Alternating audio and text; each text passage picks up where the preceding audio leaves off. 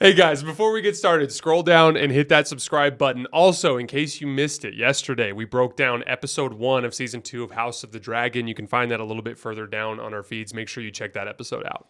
All right, welcome to Two Sons Podcast. Happy Tuesday, everybody. We have a Sith. Yes. The Sith has landed, literally. It landed nice and softly. Oh, he was the creepiest dude, and I loved every second of it.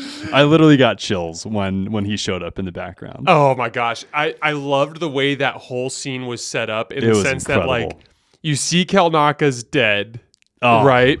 And I then know. what my favorite part was when the kind of like boisterous sounding Jedi who like clearly is just like a filler who's gonna die just soon. He'll be dead this time next week. It was like come out in the name of the Jedi Order or whatever. And when he said that, like May's like doesn't go up to the door to like open it. She goes up to be like, yeah. like she's just, I just want to Where see is what's he? about to happen, right? Well, she didn't even know what her master looked like. Mhm. So that Well, was she knew what he looked like from the standpoint of his, under the in mask. his You're ma- right. yeah, You're right. yeah. Because he was standing there with the saber out. He showed her the saber once. Yeah, he's clearly seen the cloaked, helmeted version of him at various points. Right. But like anyway, like the he's here line, the her looking out the window through the peephole instead of coming out, the kind of like drifting down in the background, The slow weird advance. And like the weird head movements that were super creepy. Herky jerky. Yeah. Herky jerky. We haven't seen that with the Sith yet. Oh no, Not like, even in the books that I know of. Like the weird herky jerky movements, like that was so creepy and so cool. I think it was kind of like a callback to like horror movie type of vibes. Yeah. I want to get into that in more detail when we kind of talk about that specific Sith Lord. The who's the Padawan with the horns? What Jeki? Yeah, Jeki. Yeah. Jeki kind of makes like a what is that kind of comment. That was kind of cool. There's the slow advance. And then when Soul unleashes the like, Osha, run! And then they all turn on their lightsabers and they come sprinting. You're like, And you just know they're about to get worked. yeah, but it was so cool in the sense that like it also is like this kind of like one of the things I've always appreciated about the Jedi is like they're all just on the same page all the time. Like they all just were like, we're gonna run at this dude because we don't know what he is, we don't know what he can do, or like, but we gotta go. You know what I mean? And Yeah. I think the red lightsaber too. Like you have to think that that's a rare enough sight that would be terrifying. Especially then. Yeah. So when he ignited his lightsaber, at first I thought he pulled the Kylo Ren Han Solo and stabbed her through the chest, but obviously that wasn't the case. It was to the side. But at first I was like, oh my gosh, we just saw her die. That's insane. But I was stoked that he didn't actually kill her.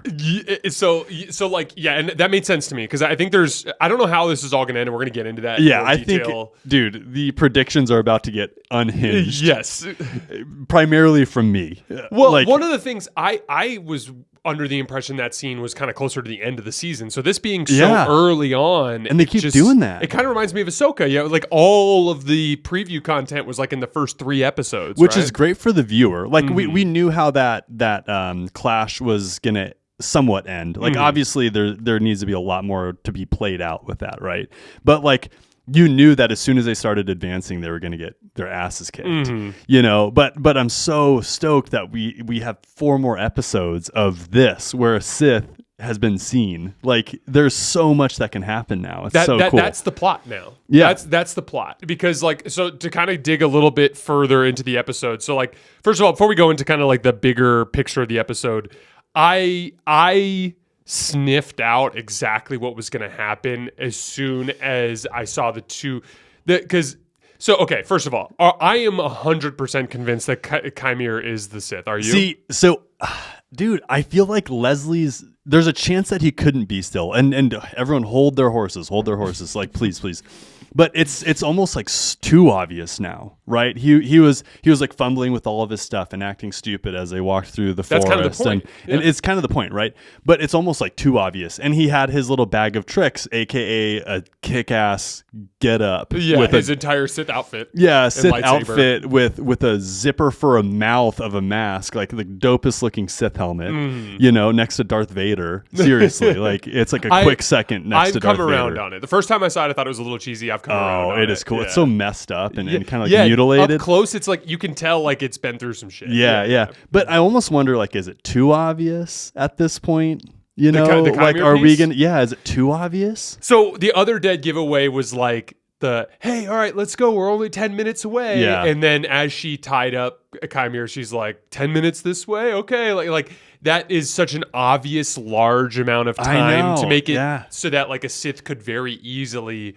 Because like Qimir basically would just have to wait for her to leave and then just easily kind of pull remove himself out of and that. go. Yeah. And one of the things that I remember is like there's a helplessness that Palpatine kind of puts off, especially at the beginning of Revenge of the Sith. That's how when he he's turns getting Anakin. saved by Anakin and Obi-Wan. Remember, like he just kind of is like this Help. goofy old guy, like help me, blah, blah, blah, Yeah. you know. And even when Mace was about to destroy him, he's like help. At that point, if you fall for it, though, you're an idiot because he already did the spinny lightsaber trick. Anakin did. Yeah, he did. But Anakin knew he was a Sith. He was just you're right. into it. He was just leaning into it. But like that was clearly part of Qimir's whole vibe because like remember even in the first couple episodes, like there was that moment where one of the Jedi, I can't remember if it's Osha or someone else, but they like grab him and like get up in his face and he just kind of puts off this like terrified look. And like you can kind of imagine a Sith Lord in a situation like that where it's like it kind of reminded me of the Palpatine scene when the Grand abduct him and take him to the works. Oh, right. And he's just sitting there and he's like, oh, I'm a hostage, right? It's like, I could fuck all of you guys up. He was like right thinking now. about it in detail. Yeah. No, I agree with that. But it's almost like so blatantly obvious now that I wonder if we're going to get faked out. Because Leslie was like, whatever you think is happening isn't going to happen. And a lot of people had predicted that he was the Sith apprentice or Sith Lord probable apprentice, right? So it's hard to say. I'm about 95% sure that he is. I'll say that. So I am pretty close to 100%. And 95 is probably more accurate because you're right. There is some of that like kind of head faking from Leslie Headland. But one of the other things too is Qimir's an interesting character, but he is not overly intimidating. No. Now, neither was Palpatine, but Palpatine had this like he literally was a politician. True. Right? He was a public figure, which Qimir was not. And this is actually a really interesting kind of dynamic here where like in the beginning of the Darth Plagueis book, they actually talked through Tenebris and Plagueis' conversations. They talk about how like Darth Bane wanted to literally be in the shadows, but they had entered a new phase where they actually needed to be public figures that carried a certain amount of power. Darth Tenebris was Rugis Gnome, a starship designer who had a galaxy-wide renown. You know, Darth Plagueis was Higo Damask, who also was like one of the most influential. He basically was a gang boss, but he like if you watch the way he behaved with Damask Holdings, but like he also was this like kind of renowned kind of investor / like kind of like power broker. Yeah. And so Qimir's not that. So what I find to be fascinating is like if you needed to come up with a Sith character to kill off by virtue of the process of revealing the Sith and bringing them to the forefront of the storyline, Qimir's the kind of guy you'd come up with, like this unassuming kind of collector of relics guy. Yeah, that's it. But if you saw him get cut down at the end of the season, you wouldn't be like, "Oh my gosh, they just killed off this super impressive, powerful kind of being." You know that has this great reputations from Legends material or something like that. I totally follow you. And they're working really hard through. Like we're going to talk about it later on in the show, but through the appearance of Ki-Adi-Mundi.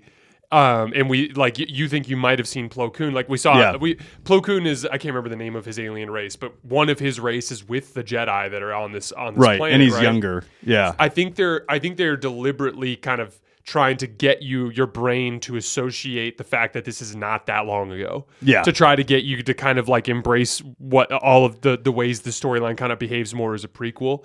We got our Master of Vernestra made the comment about how she can feel a shift. Yep. The shifting of the scales or the turning of the scales or something like that. Mm-hmm. And she seems heavily focused on the Master. So let's there's so much to talk about. Yeah, there's literally so any other thoughts on the Sith Lord before we kind of back out? Not necessarily. He looked great.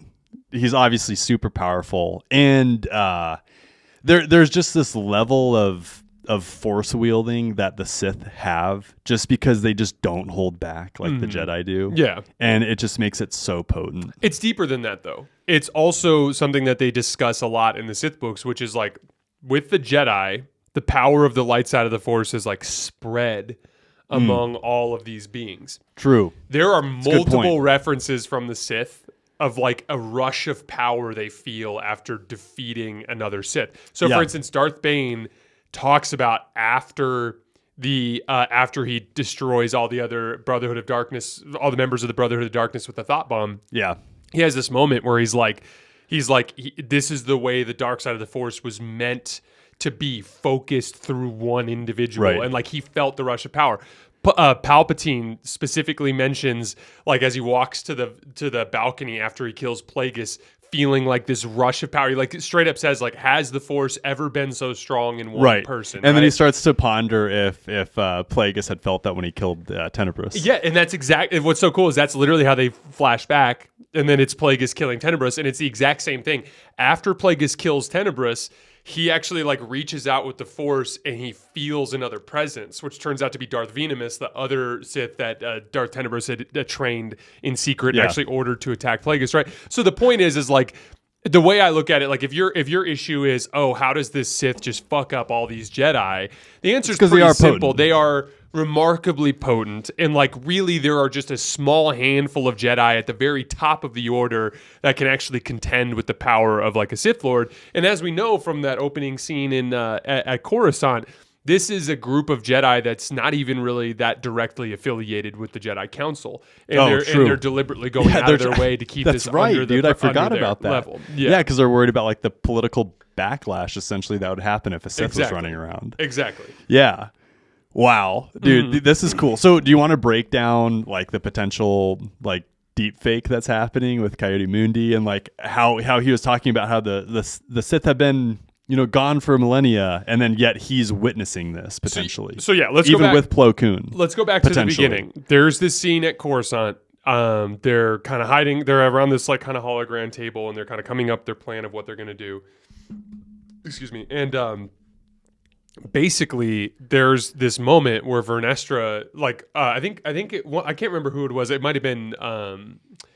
It might have been, I can't remember who it was, but one of the Jedi basically goes like, we should go to the council. And Vernestra basically steps in and goes like, no, like this is, if we go to the council, they'll have to report it to the Senate. If they report it to the Senate, it'll become way too big of a deal. If it becomes too big of a deal, we'll lose the master.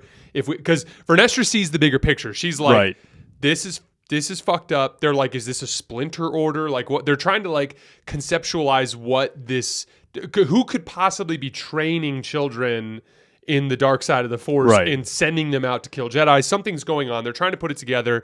And so Vernestra basically goes, the entire goal here is we have to find the master. Like May's not even the issue. We have to find the master. He's the real threat. She feels the sinister plot that's tipping the scales. And so she's like, we cannot tell the Jedi Council.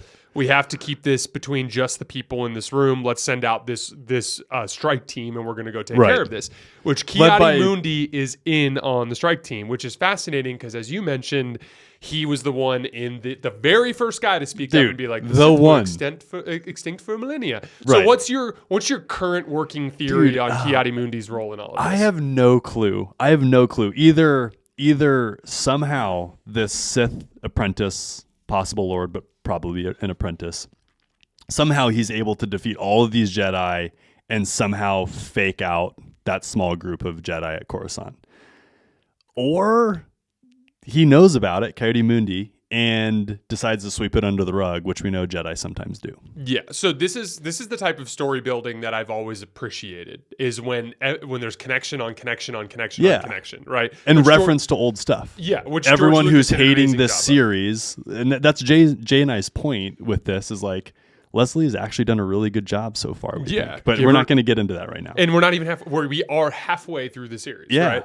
So, in the High Republic books, which again serve as a foundation for this show, in the High Republic books, there is a legitimate Jedi conspiracy to hide a threat to the galaxy, which is the nameless creatures. These like kind of, just imagine like giant wolves with tentacles that suck the Force out of Jedi and like turn them into like lifeless husks, right?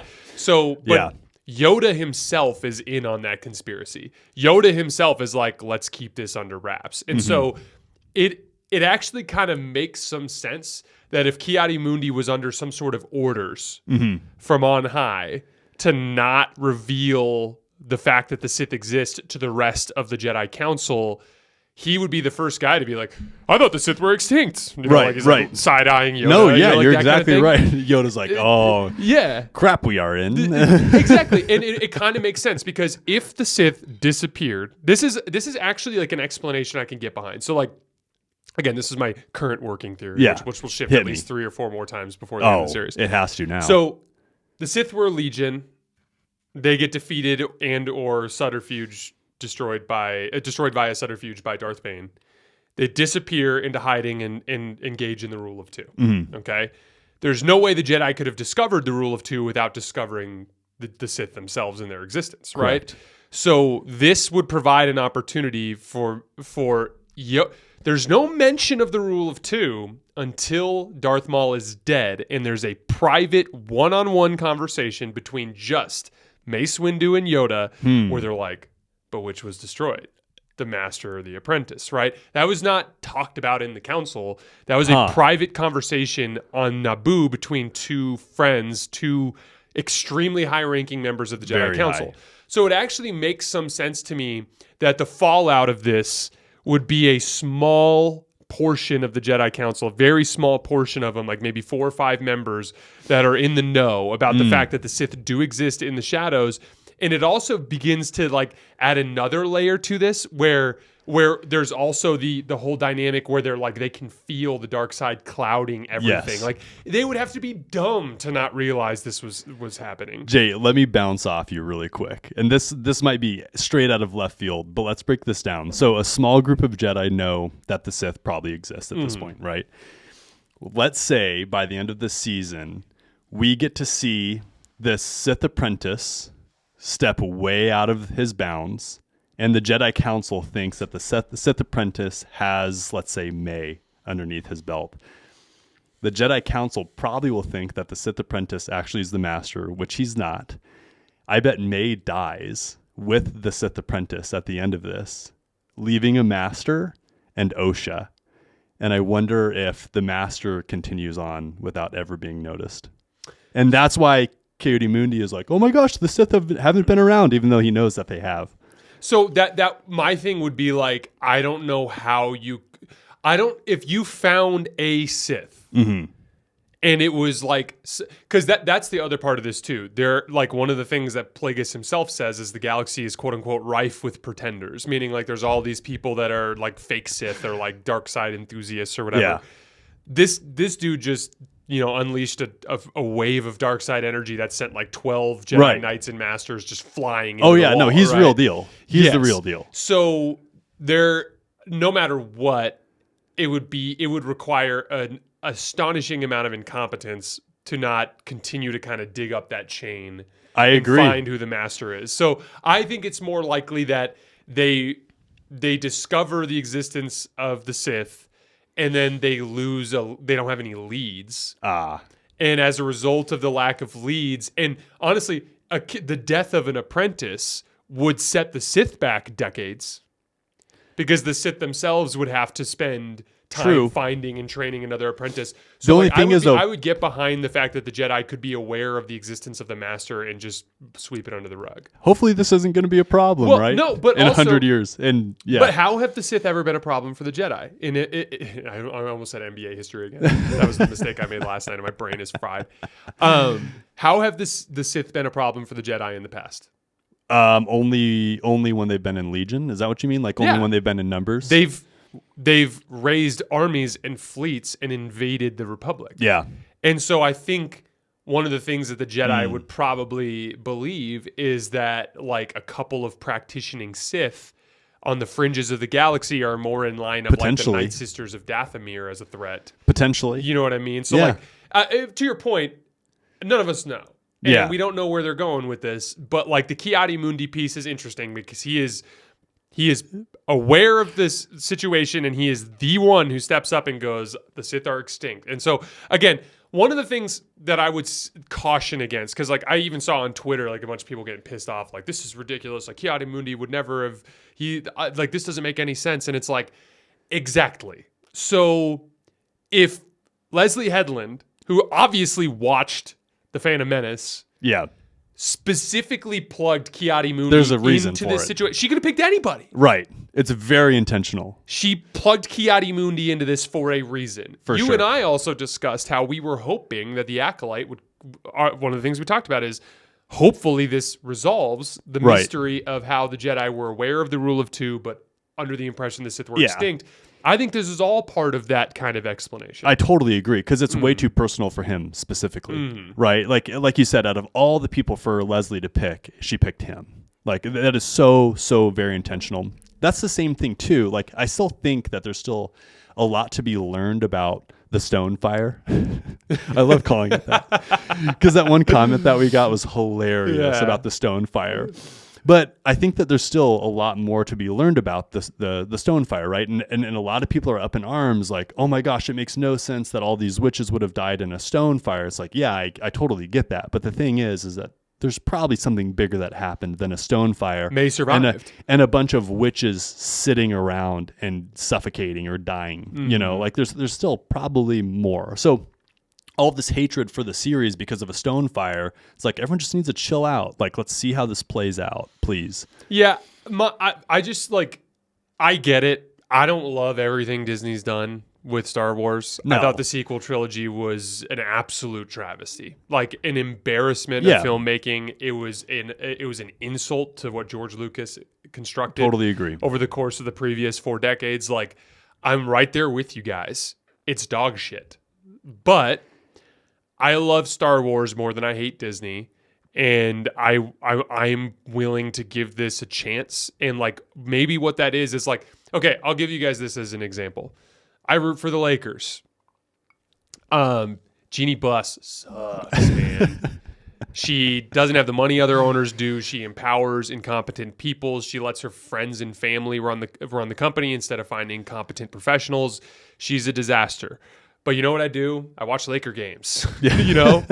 And like, there's some astonishing, like sometimes you're rooting for the Lakers and they're like, hey, we're trading for Russell Westbrook. And you're like, all right. What are you doing? Yeah, Like, I just took one on the chin there, but you know, I'm still a Lakers fan. Exactly. And so like, my point is like, to me, like Jeannie Buss owning the Lakers is like Disney owning Star Wars. It's like it's less than ideal. Right. I'd love it if HBO owned Star Wars. Oh, that would be incredible. If HBO owned Star Wars, that'd be like Steve Ballmer owning Star Wars. Like that'd be way better. We all agree, but he doesn't. It's Jeannie Buss. So it's Disney. So what we need to do is just kind of like understand and accept the reality of the predicament and just kind of like sift through the bullshit to try to find the stuff we care about. And like, I am willing to sift through the bullshit to try to see what Leslie Headland has to say. And there is still a very good chance too that these age well, just like the prequels aged well. Like when the prequels dropped, a lot of people hated them. They could not handle Jar Jar.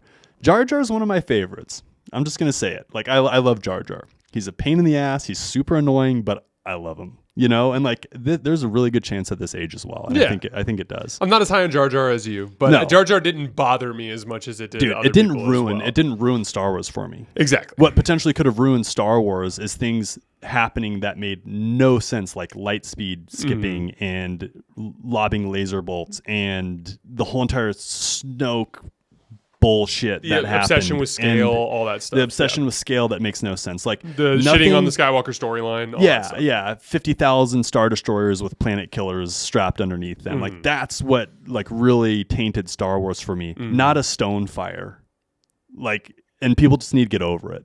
I agree. And then also just like bailing on 3 episodes when like that's not even half of what the product was going to be. And like, and here's the thing, like we'll be objective when the time comes, when episode 8 is finished, and if I'm personally like kind of dissatisfied with the direction the story went, we'll talk about it. But like at the end of the day, like to me it's like I struggle to understand the just bailing on the content altogether just because we don't like Disney. Like that, right. that to me is silly. And so like I'm really excited to see what Leslie has for us. I'll tell you this, as a Star Wars fan tonight, when I saw that final scene, that was a cool fucking moment, dude, man. It was a cool really moment. Cool. It was probably the most fun I've had watching Star Wars content in a long time. Yes. I totally agree. I rewatched the scene like 35 times Yeah. to watch all like the little intricacies. Like that's how I kind of picked up on May looking out the window again, like the little details too. Like you can see kind of like if you look at the Jedi, like certain Jedi react instantly when they see the red lightsaber. Others are kind of like a little hesitant. Like, what is that? Worried. Like we've only read about these. Yeah, like the Osha takes the brunt of the Force push. He goes like flying. He's like 20 feet in the air, and like he gets his ass kicked by that push. Like Osha does. There's not Osha. Excuse me. I was like, you started saying he. Master I was Soul. like, what? Master Soul. Sorry. Yeah, Master Soul gets his ass kicked by the push. Like. I enjoyed it, and again, like I understand, I don't speak for other people, and I'm not going to tell other people. I'm not going to be the fan police if you want to be a fan in a different way. But all I'm telling you is my perspective on it is like I'm willing to put up with some Disney bullshit to get some new Star Wars content, and and at the end of the day, I think Dave Filoni empowered the right person to do this. Exactly I think Leslie appreciates what she's trying to do here. There is a notable difference in the content since Dave has been in charge, right? And even though he's not directing this, he's still in charge of the larger schemes of Star Wars. And that was one of the biggest issues that was with the sequels, and that is being fixed. So like for us to just beat up on Disney when they're actually fixing problems, like it would be ridiculous. Like so far this is good. Most definitely. Totally agree. Anything else you want to hit from specific items along the way? Soul. He was the only Jedi in that whole entire group that picked up on the Sith being there. Dude, you know what? He picked it up. Soul, I love Soul's character. I do too. I find he's him incredible. To be so fascinating. He started getting like the something's fucked up going on here the minute they got out of the ship. Like he even when he looked at the Force, he's like there and there. Everyone else is like, we're going to find Kamaka. And like follow the snark, you know, or Snarfer or whatever. It's like oh my gosh. Like Soul is like the basil. The basil. The basil. But like, dude, he's the only one that's serious. You're right. He's like the only one that's like this is. Oh yeah, this is potentially bad. He gets the feeling, and like that to me is the Soul just immediately picks up on the presence behind him. He does. Mm-hmm. He is such a he's a profoundly good actor in the sense too, and I remember this from Squid Games. From Squid Games, because he kind of had these flashes of despair because he was a very unfortunate character in the show, right? But like he can act with his face in a way to where like his expressions just capture the despair of the situation so well, the emotion of the situation. I thought that was really, really cool. Yeah, it was cool that he was like the only one picking up on it, which shows how weak some of the Jedi might be. Like we were talking about the overall vibes of the Jedi, like with Yord, and Yord's a likable character too. I like Yord now. Yeah. But there's something about Yord that's just kind of he's portrayed as a little bit dumb. I think is the best way to say it. He's portrayed as like a overzealous young Jedi Knight that kind of just like feels his like he's like, I'm a Jedi Knight, and I look good doing it. Yeah. So but Soul is so in tune still. And what's interesting is Soul knows he's breaking the rules as well. Like he is desperately mindful of both May and Osha as well. Like, that's very Qui-Gon of him. It's very Qui-Gon. Like people are comparing him to Qui-Gon, and I can totally see that. And his love for Osha is completely blinding him. But he's still trying to like do his job as a Jedi. So it's really interesting to see that imbalance of a Jedi. Like the best comparison to that is Anakin Skywalker, right? Like he's trying desperately to try and be a top-notch Jedi, the best, but yet he loves Padme. Soul becomes Darth Plagueis. Yeah. That's it. I wanted to go back to Ro tipping the scales. So Vernestra Ro, when she talks about like something tipping the scales, what I found fascinating about that is there is a reference in Darth Plagueis that Darth Plagueis, his master was Darth Tenebrous, and Darth Tenebrous had a master that's unnamed, but that was a Twi'lek master, right? And there was something that the Twi'lek did that like created quote unquote a rend in the Force. And the way that Plagueis describes it is like for the first time in nearly 1,000 years, the Jedi felt the presence of the dark side of the Force. So like basically like I almost think of it as like a migraine. like there's just kind of like moving along in peace, and then all of Right. a sudden there's like this little ache that just kind of starts to come up in the frontal lobe somewhere, and you're like, I almost think of it like that, because what's fascinating about it is Plagueis actually makes another mention of it, and he talks about how it began the kind of like malaise and the just like the kind of like just like kind of icky kind of like decline of the Jedi, right?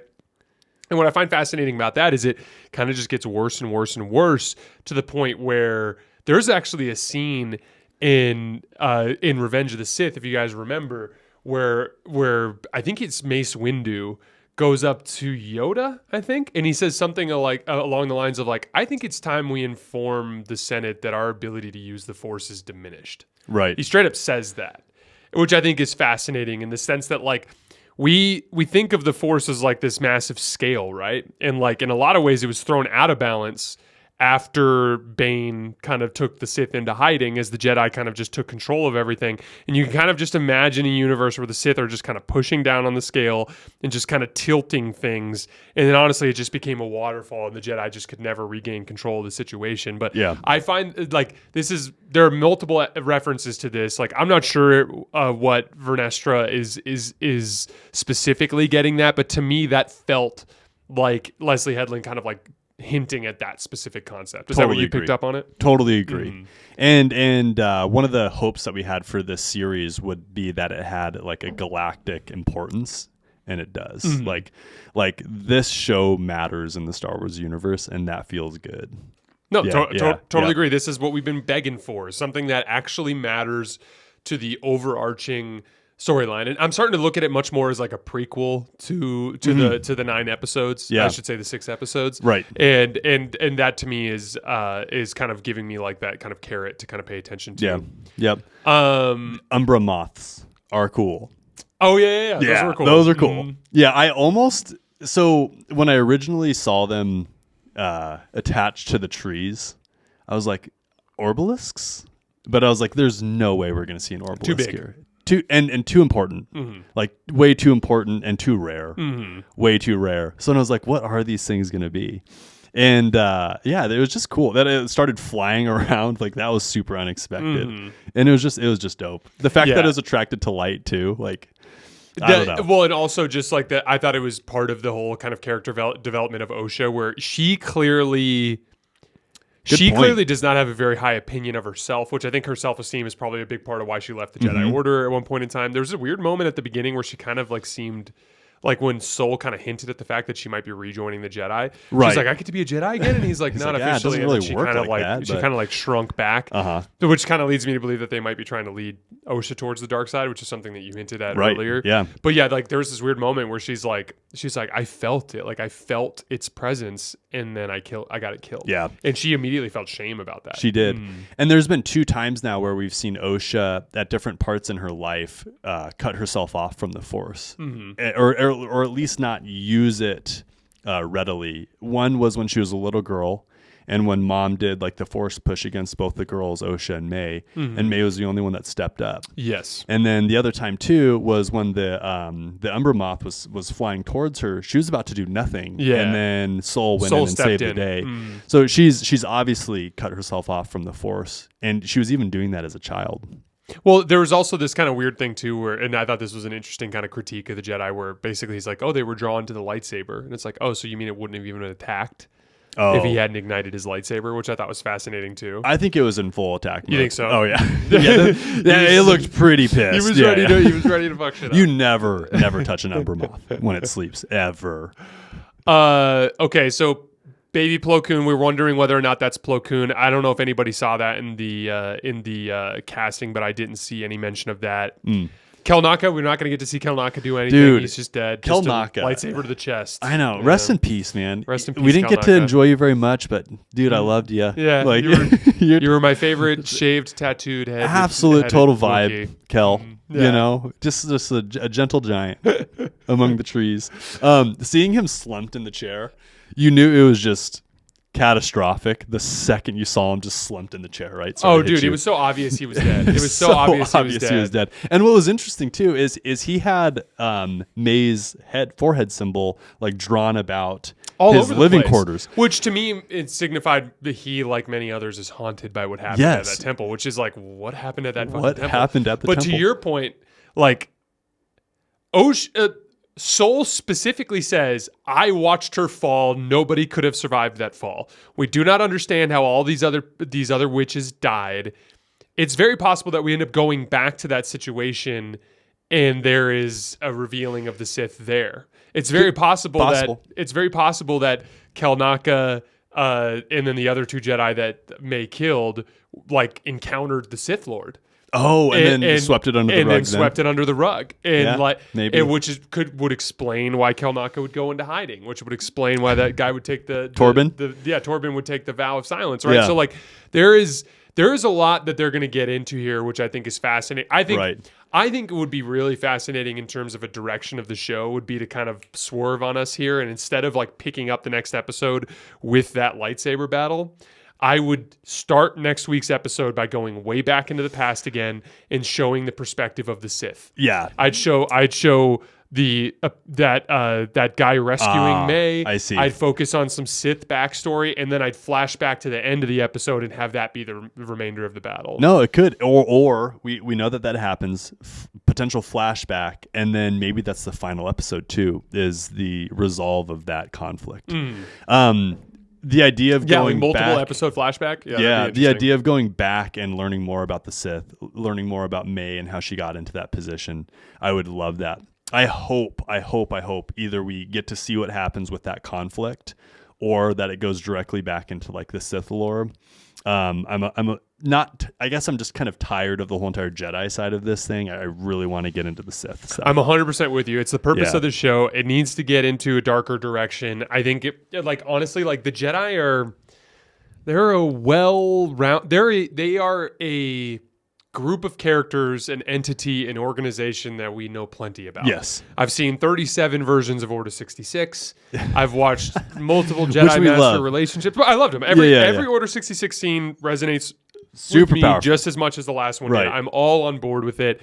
But let's get into some Sith stuff. Yep, it's time to get into some Sith stuff. I just mentioning that Star Wars could be owned by HBO just has me like fantasizing about how incredible the show is. Dude, that could be incredible. It saw off a kid's head in the first episode.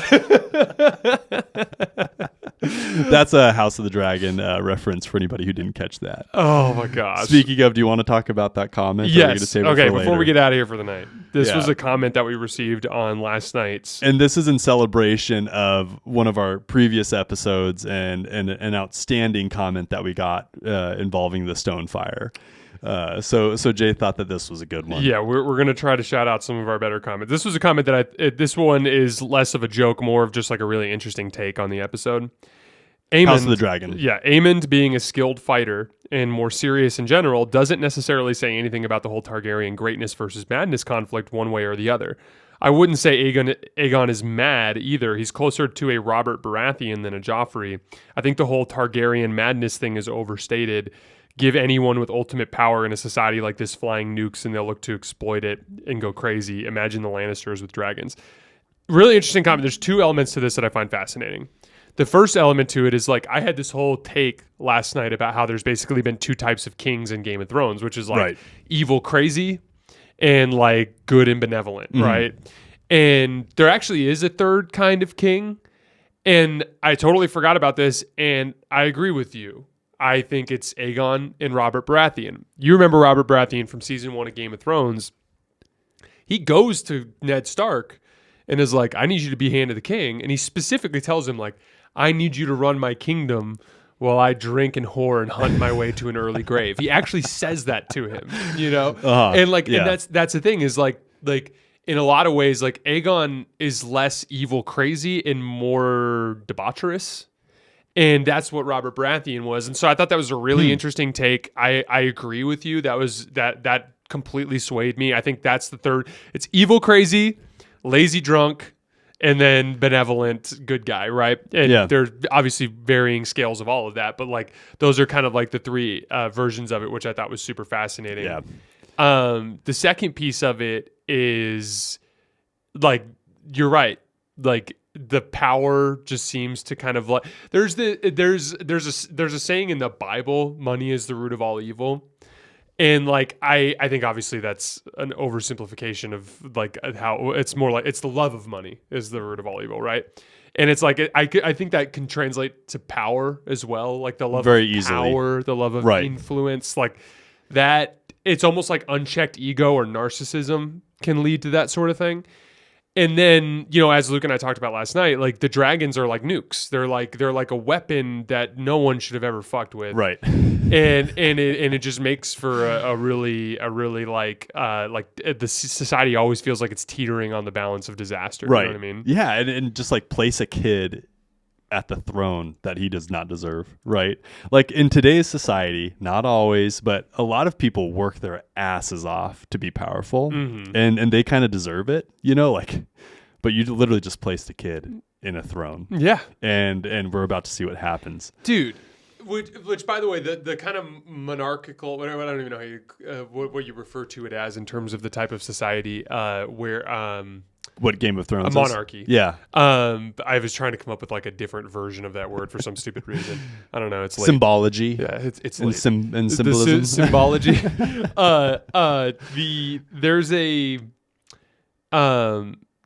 There's in the monarchy, like in a monarchy, you're kind of inherently putting incompetent people in the chair.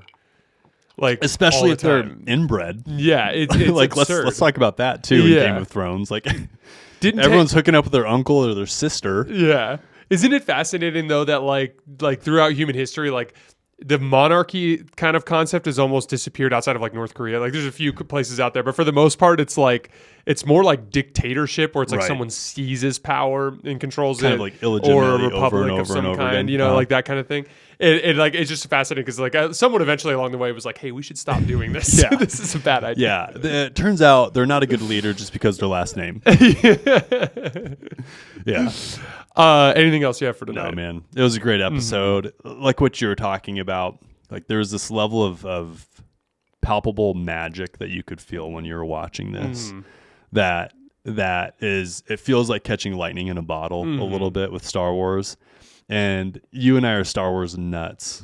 We really are. And it was so cool to experience that. Like I enjoyed the hell out of that. It was so cool. As a Star Wars fan, tonight was a fun night. It was not super just fun. the show, but getting to record a pod with you and break it all down. dude. It was a great time. Yeah, we're blessed, man. All right, guys, that is all we have for tonight. As always, we sincerely appreciate you guys for supporting the show.